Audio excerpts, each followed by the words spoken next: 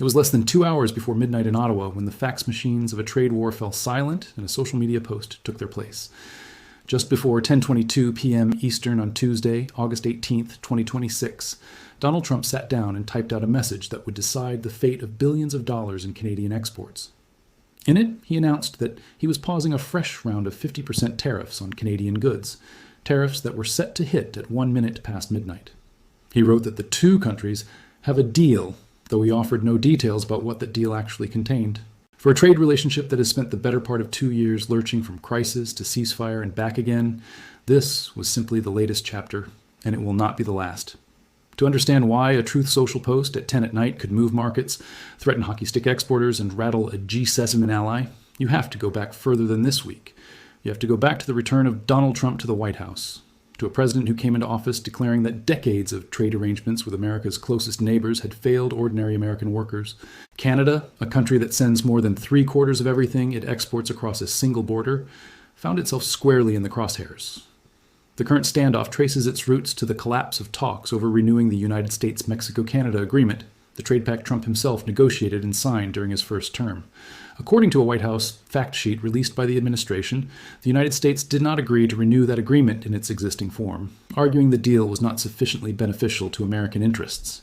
In its place, the administration turned to Section 232 of the Trade Expansion Act, a Cold War-era provision that allows a president to impose tariffs in the name of national security. Under that authority, Washington has layered import taxes on Canadian steel, aluminum, copper, trucks, automobiles, timber, lumber, and pharmaceuticals. The administration has also pointed to fentanyl as a justification for some of its earliest and broadest tariffs on Canada, accusing Ottawa of not doing enough to stop the flow of the drugs south across the border, according to the BBC. Canadian officials have pushed back hard on that framing, noting that the volume of fentanyl seized at the northern border is a small fraction of what is intercepted along the southern border with Mexico. Still, the fentanyl justification became one of the central talking points the White House used to defend its opening tariff salvo, a general 25% duty applied to a wide swath of Canadian goods. The first wave of tariffs landed hard on a Canadian economy deeply intertwined with its southern neighbor. More than 3/4 of everything Canada sells abroad crosses into the United States.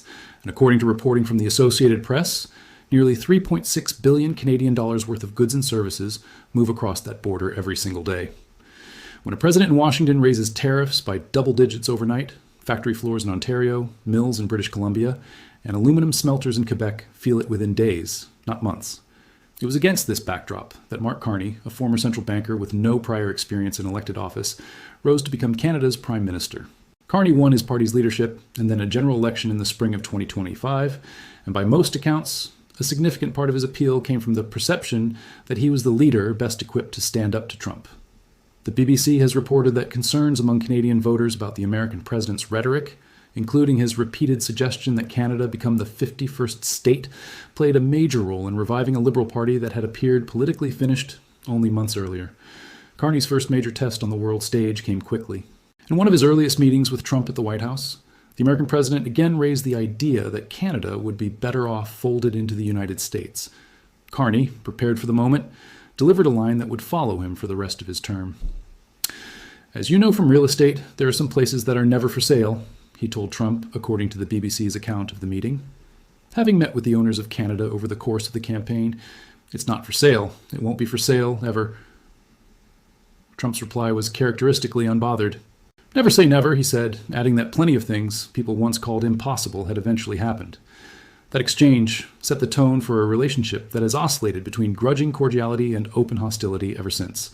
Trump has, at various points, called Carney a very talented person and praised his election victory as one of the great political comebacks in modern history. But warmth from Trump has rarely translated into relief on tariffs. When a reporter asked the president directly in the Oval Office whether there was anything Carney could say to persuade him to lift the duties on Canadian goods, Trump's answer was blunt. "No," he said. "It's just the way it is." Over the following months, the trade relationship deteriorated further before it briefly improved, then deteriorated again. In the fall of 2025, Carney's government made a significant concession, scrapping a proposed digital services tax that had drawn strong objections from American technology companies. According to reporting reviewed from that period, Ottawa also dropped talk of further retaliatory measures if the two sides could not reach a broader deal by an early August deadline. By late August of 2025, Canada announced It would remove many of its own retaliatory tariffs on American goods, as what officials described as a goodwill gesture meant to restart stalled negotiations, though tariffs on American autos, steel, and aluminum remained in place. That softer posture did not go unnoticed at home. Opposition politicians accused the Liberal government of what one described as dropping its guard just as Trump was threatening to double certain tariffs. A political science professor at Brock University, writing in an opinion piece cited by the BBC, argued that nothing about Carney's strategy of pursuing what his government called a comprehensive trade and security agreement made, in the professor's words, a lick of sense. He argued that walking back the digital tax had achieved, in his phrase, less than nothing in terms of goodwill from Washington.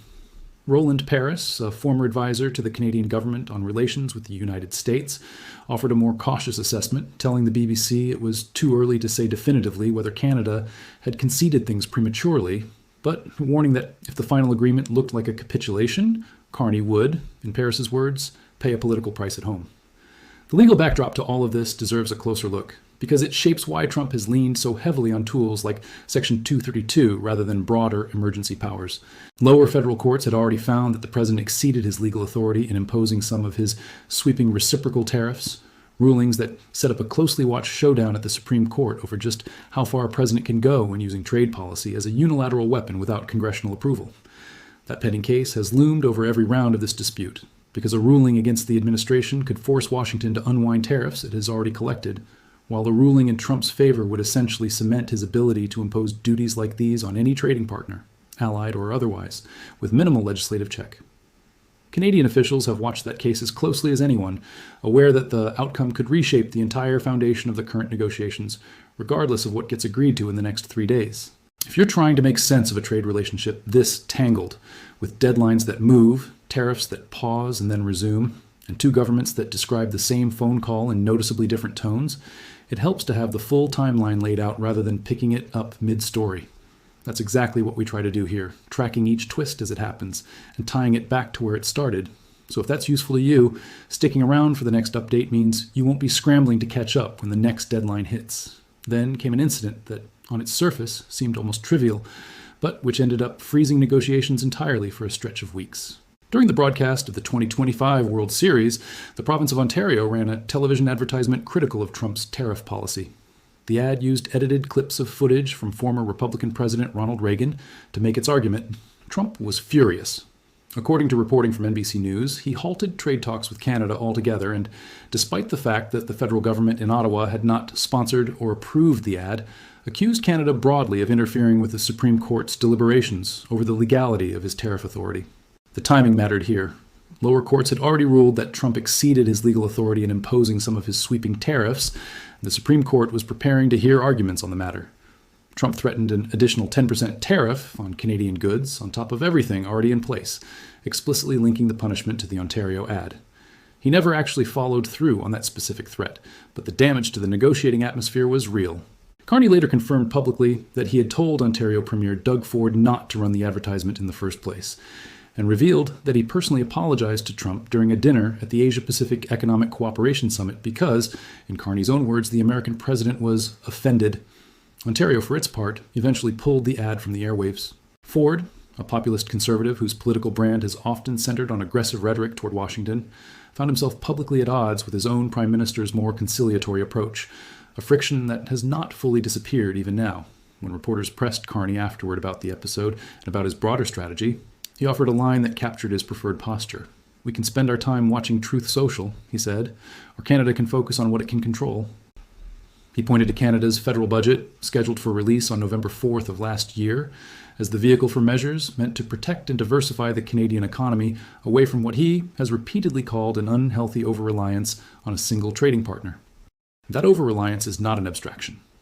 The White House itself, in a fact sheet defending its tariff policy, cited figures claiming that Canadian imports of American motor vehicles fell by roughly 22%, or about $5.6 billion, between April 2025 and March 2026, compared with the same period a year earlier.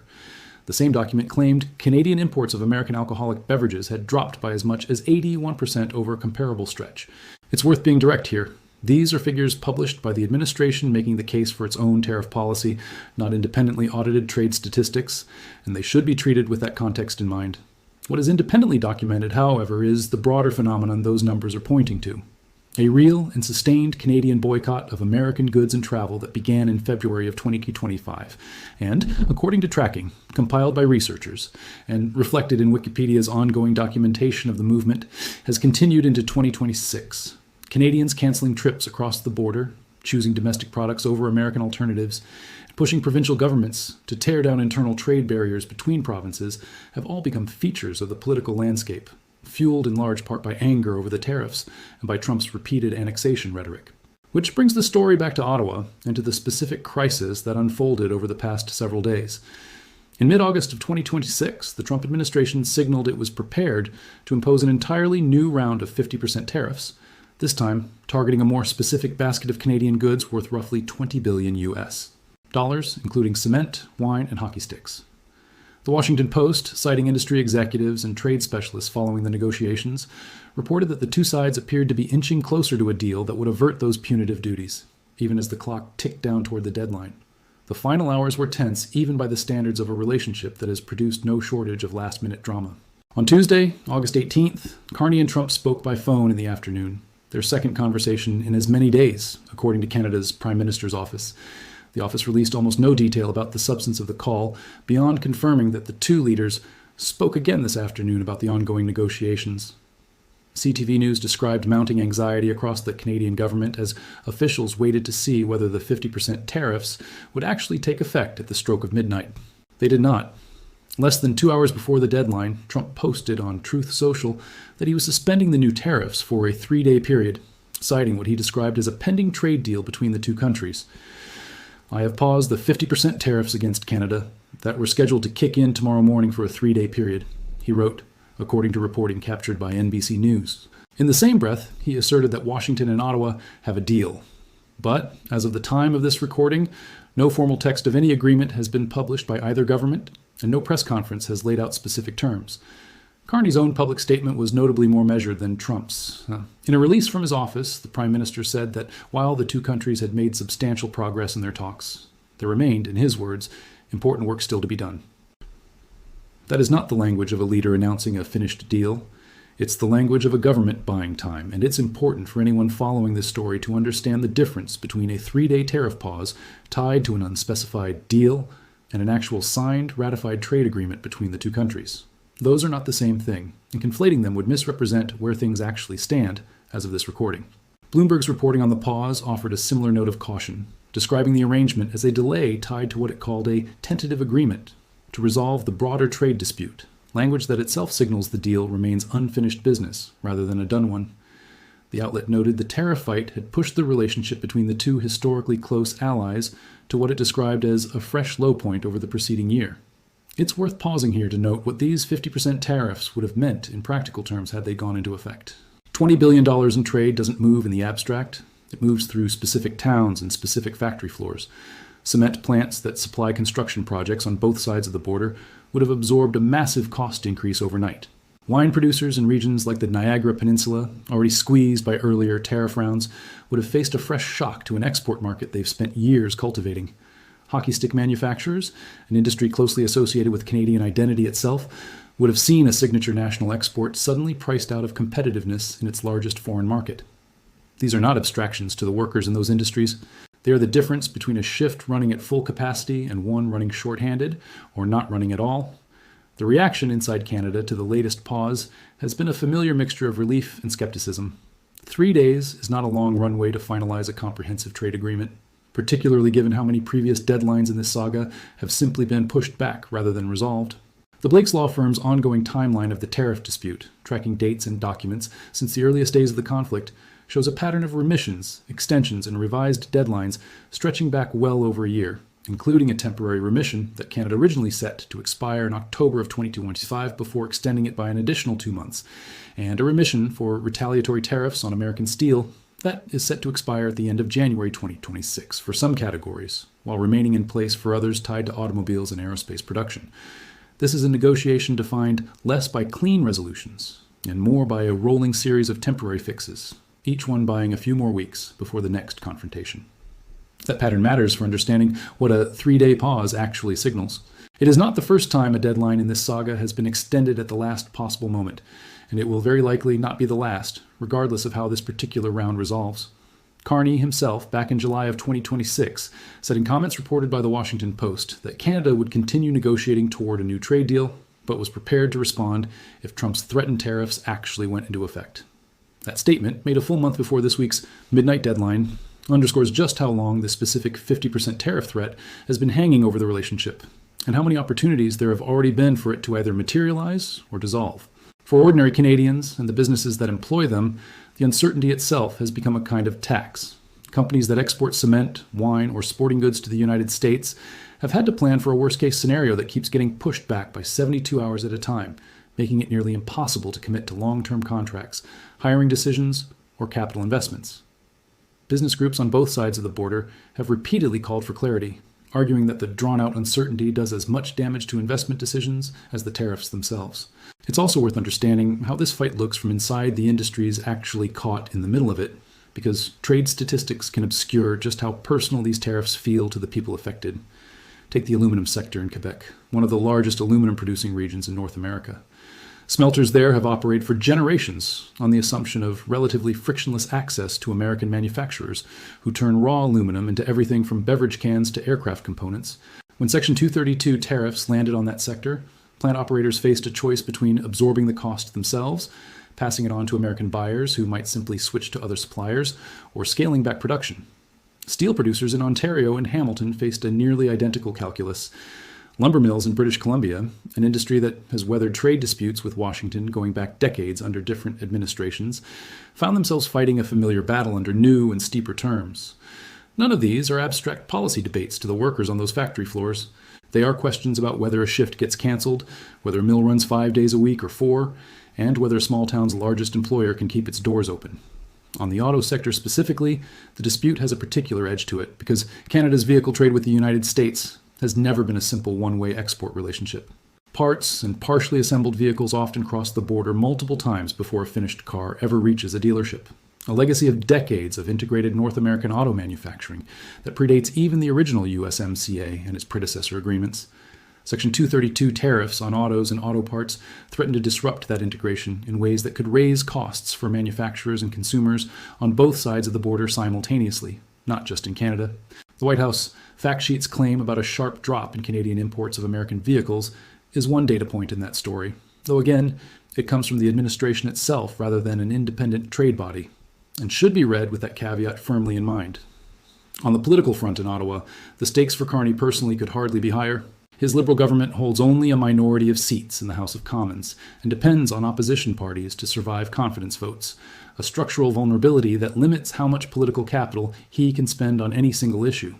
He was elected in large part on a promise to stand up to Trump in every softening of Canada's position, every concession on the digital services tax, every removal of retaliatory tariffs framed as a goodwill gesture, has been scrutinized by critics as a sign he may not be able to deliver the outcome voters expected of him. At the same time, defenders of his approach argue that a small, trade-dependent economy simply does not have the leverage to win a prolonged confrontation with its largest trading partner through confrontation alone, and that quiet, patient negotiation, however politically unsatisfying it looks in the moment, is the only realistic path to a workable outcome.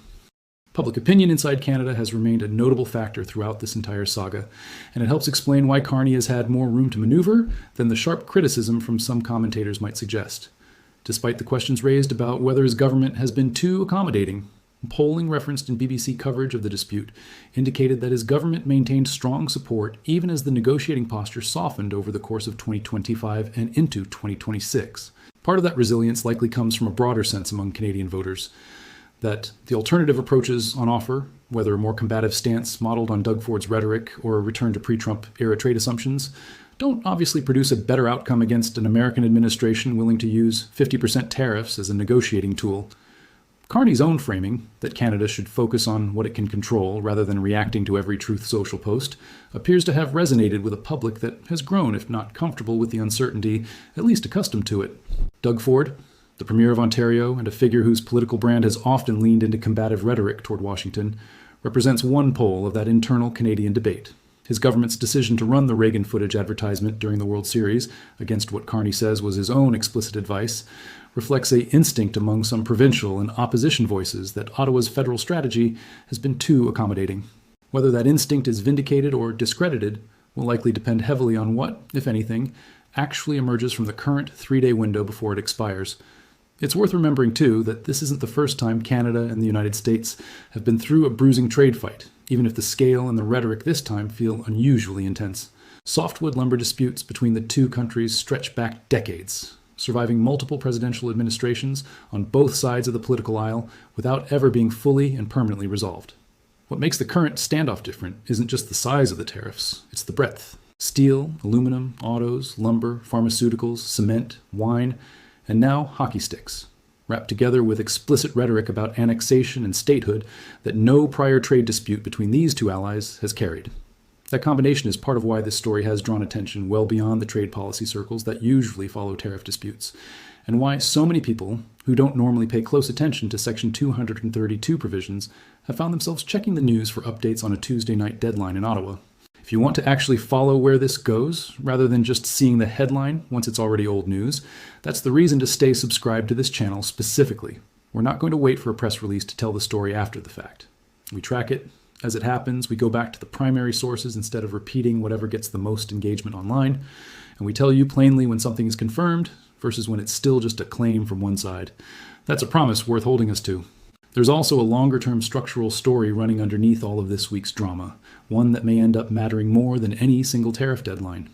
Carney has repeatedly signaled that his government's real strategic goal is not simply to survive the Trump era with tariffs minimized, but to permanently reduce Canada's dependence on the American market.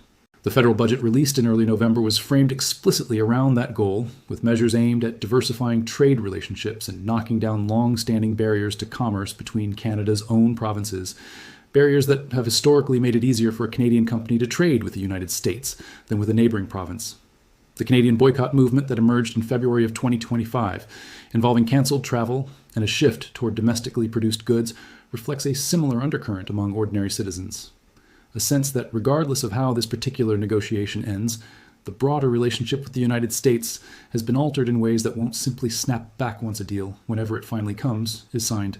There's also a question worth asking about what winning even looks like in a dispute structured like this one. Trump has repeatedly framed his approach as one where tariffs themselves are the point, a tool for reshoring manufacturing and correcting what he views as decades of imbalanced trade, rather than simply leverage to extract concessions before being lifted. The White House fact sheet cited earlier makes exactly that argument, pointing to manufacturing growth figures from May and June of 2026 as evidence the strategy is working on its own terms, independent of whatever happens in any single negotiation with Ottawa.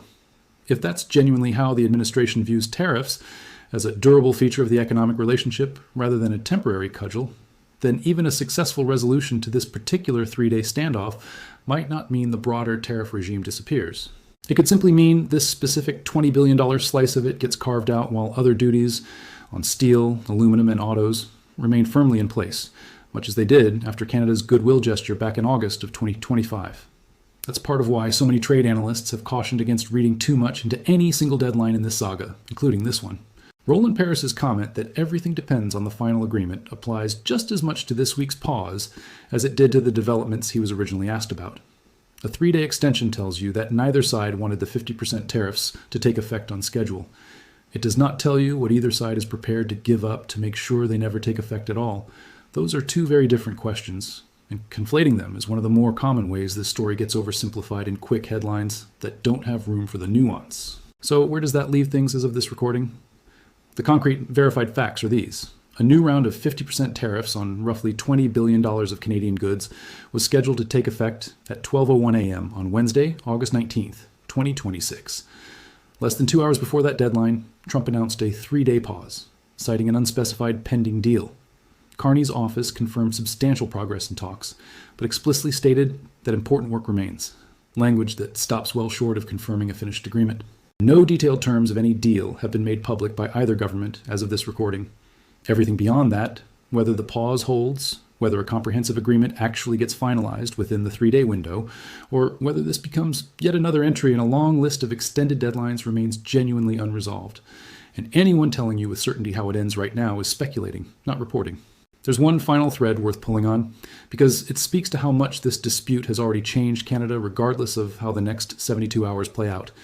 The push to knock down interprovincial trade barriers, something Canadian governments have talked about for years without much urgency, has suddenly become a live policy priority, precisely because Ottawa can no longer assume frictionless access to American markets the way it once did. Carney's November budget leaned into that shift explicitly, treating economic diversification not as a nice-to-have, but as a structural necessity. Whether that push outlives the current crisis, whether Canada actually builds deeper trade ties with markets beyond the United States once this particular standoff fades from the headlines, may end up being a more consequential legacy of this period than the outcome of any single tariff deadline, including the one expiring in the coming days. Trade dependence built up over generations doesn't unwind in a single budget cycle, but the direction of travel matters, and Ottawa's own rhetoric suggests the government sees this moment as a turning point rather than a temporary detour. Before wrapping up, it's worth being transparent about where this account comes from and where the uncertainty lies. The core reporting on the tariff pause and the midnight deadline draws on CTV News, CP24, Bloomberg, NBC News, and the Washington Post, all of whom had reporters tracking the negotiations in real time through the final hours before the original deadline. Background on the broader tariff dispute, including the collapse of USMCA renewal talks and the administration's Section 232 justification, comes from a White House fact sheet, which should be read as the administration's own framing of its policy rather than neutral analysis. Context on the Ontario advertising controversy and its effect on negotiations comes from NBC News and the Associated Press. Details of the not-for-sale exchange between Carney and Trump, along with subsequent reporting on Carney's shifting political fortunes, come from the BBC. Figures on the Canadian consumer boycott movement draw on ongoing public tracking of the phenomenon. What remains genuinely unverified, and should be treated as such, is the actual substance of the deal Trump referenced in his Tuesday night post. Until either government publishes specific terms, that claim sits in the category of a political assertion, not a confirmed fact. One more thing worth flagging before we close. Stories like this one tend to get resolved in bursts, not gradually. There will very likely be a specific moment, maybe a press conference in Ottawa, maybe another late-night post from Washington, when this either resolves into a real agreement or blows back up into another tariff deadline. If you'd rather hear about that moment from a channel that already walked you through how we got here than try to piece it together cold from a breaking news alert, now is a good time to subscribe so you don't miss it. What do you think happens when the 3 days run out? Does Ottawa manage to lock in something durable, or does this become one more entry on a growing list of postponed deadlines in a relationship that seems to specialize in producing them? Let us know where you think this is headed. Thanks for watching, and we'll be back with the next update as soon as there's something real to report.